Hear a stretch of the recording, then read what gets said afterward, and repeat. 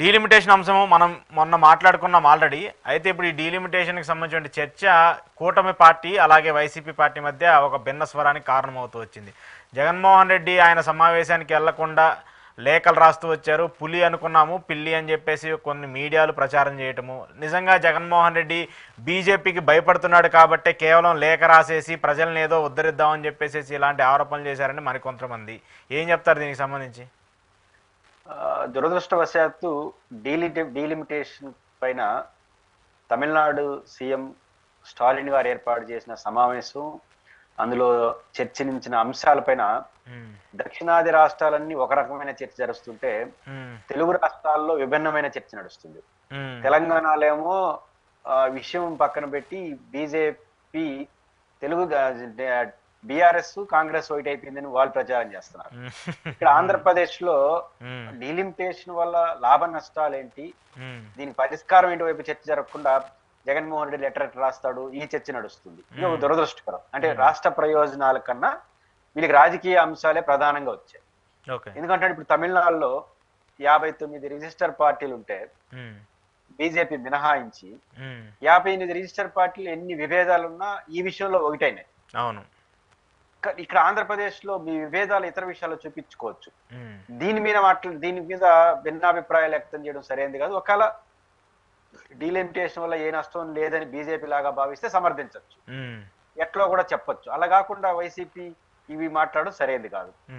రెండో అంశం కొన్ని మీడియా సమస్యలు కూడా. నాకు అనిపించింది అంటే మీడియా సమస్యలు ఆ రోజు సాయంత్రం కొంత డిసప్పాయింట్ అయినాయి, ముఖ్యంగా తెలుగుదేశం పార్టీకి అనుకూలం అనే పొద్దున. ఎందుకంటే జగన్ గారు వెళ్ళి ఉంటే ఇంకో చర్చ నడుపుండేవాళ్ళు.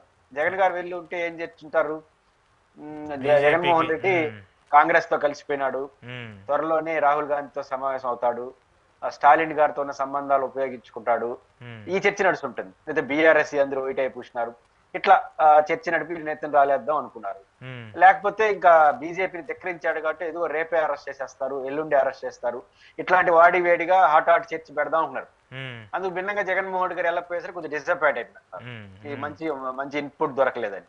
దానికి కొత్త రాగం ఏంది ఎంచుకున్నారు, జగన్మోహన్ రెడ్డి గోడ మీద పిల్లి వాడటం, వ్యతిరేకిస్తాడు సమావేశానికి పోవడు, ఇట్లాంటి చర్చ ఒకటి నడిపారు. సో పాయింట్ ఏంటంటే జగన్మోహన్ రెడ్డి గారు వెళ్ళుంటే బాగుంటుంది అనేది ఒక బలమైన అభిప్రాయం డెమోక్రటిక్ సెక్టార్ లో ఉంది. కారణం ఏంటంటే కరుణానిధి కుమారుడుగా ఉన్న స్టాలిన్ గారు ఒక మంచి అంశాన్ని రైజ్ చేశాడు. రెండు, ఆయన కాంగ్రెస్ కూటమిలో ఉండొచ్చు కానీ ఇది ఇండిపెండెంట్ లోకల్ పార్టీ కాబట్టి ఖచ్చితంగా జగన్ గారు కూడా వెళ్ళుంటే కొంచెం బలం చేకూర్చునేది. ఒక ఆంధ్రప్రదేశ్ తప్ప అన్ని చోట్ల వెళ్ళారు కదా అనే చర్చ ఒకటి నడుస్తుంది. దీనికి వైసీపీ ఆన్సర్ చేస్తుంది. కానీ గోడ మీద పిల్లి ఎవరిని అంటారు, ఒక విషయం పైన ఒక స్పష్టమైన వైఖరి తీసుకోని వాళ్ళని గోడ మీద పిల్లి అంటారు. ఇప్పుడు జగన్మోహన్ రెడ్డి గారు డీలిమిటేషన్ పైన వాళ్ళ పార్టీ ఒక స్టాండ్ తీసుకునేసింది. ఆ స్టాండ్ ని ప్రధానమంత్రికి లేఖ రాయడం ద్వారా వ్యక్తీకరించారు. ఆ స్టాండ్ తో విభేదించదలుచుకుంటే విభేదించండి, ఆ స్టాండ్ తప్పు పడితే తప్పు పట్టండి. సమావేశానికి ఎందుకు పోలేదు, సమావేశానికి పొమ్మని అడగచ్చు, కానీ సమావేశానికి పోకపోతే గోడ మీద పిల్లెట్ అవుతుంది. జగన్మోహన్ రెడ్డి గారు ప్రధానమంత్రికి ఏ లేఖ అయితే రాశాడో సమావేశం మీద అదే చదువుంటారు. చెప్పారు అంటే దానిపైన వైసీపీ కంటూ ఒక స్టాండ్ తీసుకున్నారు. స్టాండ్ తీసుకోవడమే కాదు, ఆల్టర్నేటివ్ కూడా చెప్పారు. అంటే డీలిమిటేషన్ గతంలో ఎప్పుడు జనాభా ప్రాతిపదికన, ఓటర్ల ప్రాతిపదికన దేశవ్యాప్తంగా ఒకే మోతాదులో ఒక లోక్సభ నియోజకవర్గానికి 20 లక్షల ఓట్లు, 15 లక్షల ఓట్లు ఫిక్స్డ్ గా ఒక అనుకొని దేశవ్యాప్తంగా ఒకే పద్ధతి పాటిస్తారు.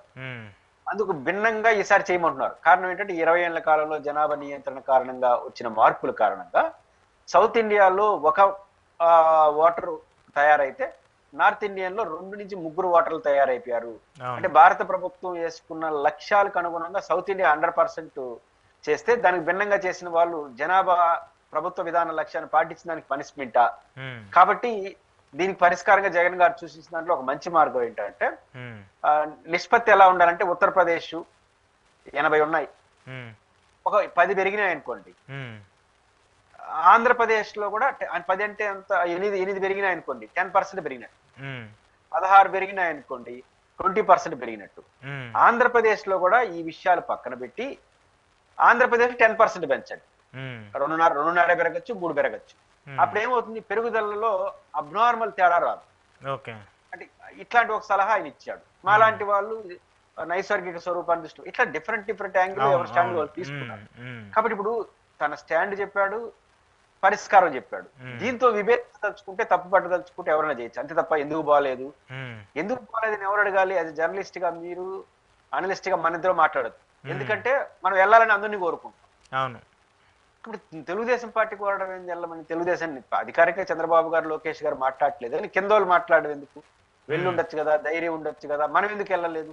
ఉమ్, జగన్మోహన్ రెడ్డి గారు భయపడి వెళ్ళట్లేదు, ఉమ్. మనం ఎందుకు వెళ్ళలేదు అంటున్నా. అదే మిగతా వాళ్ళైనా వెళ్ళాలి కదా. కూటమికి సంబంధించి.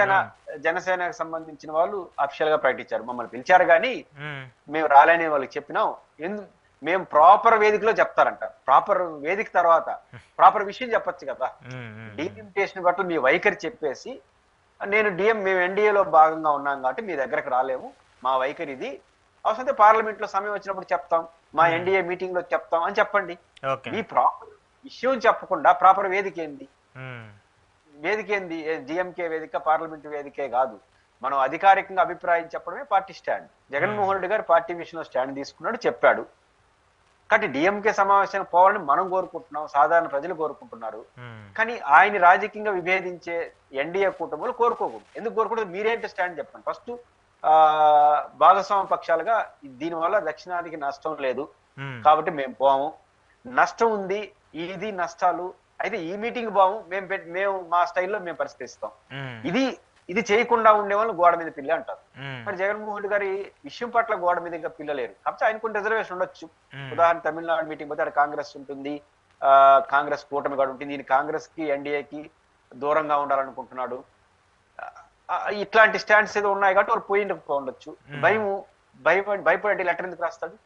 ఇప్పుడు డిఎంకే సమావేశానికి పోయినా ఆ లెటరే చదువుతాడు. ఇప్పుడు కూడా ఇట్లాంటి రౌండ్ టేబుల్ సమావేశాలు ఉపన్యాసాలు చెప్పరు, ముందే రాసుకొని అదే చదువుతారు, కొన్ని పాయింట్స్ చదువుతారు. డైరెక్ట్ గా చదివేస్తారు. ఎప్పుడు కూడా పెద్ద పెద్ద మీటింగ్ లో చదువుతారు. ఈయన ఈ లెటర్ పోయి ఆడు చదువుంటాడు, గౌరవనీయులైన ప్రధానమంత్రి అనే పదం తప్ప మిగతా చదువుతుంటాడు. ఈడ చెప్పాడు, ఇంకా భయపడేది ఏముంది? బీజేపీకి చెప్పేసినట్టు కదా. రెండు ఇట్లాంటి విషయాల పట్ల లేకపోతే డిఎంకే పోయింటే మాత్రం ఏమైపోయి ఉంటుంది? ఆడికి పోయింటాడు కదా. ఈ రెండింటికి తేడా ఉంది అసలు. కాబట్టి భయపడ్డాడు అనేది మీనింగ్ లెస్. కొంత రిజర్వేషన్, ఇప్పుడు కనుమూలి గారు ఏం చెప్పారు? వెల్కమ్ చెప్పారు.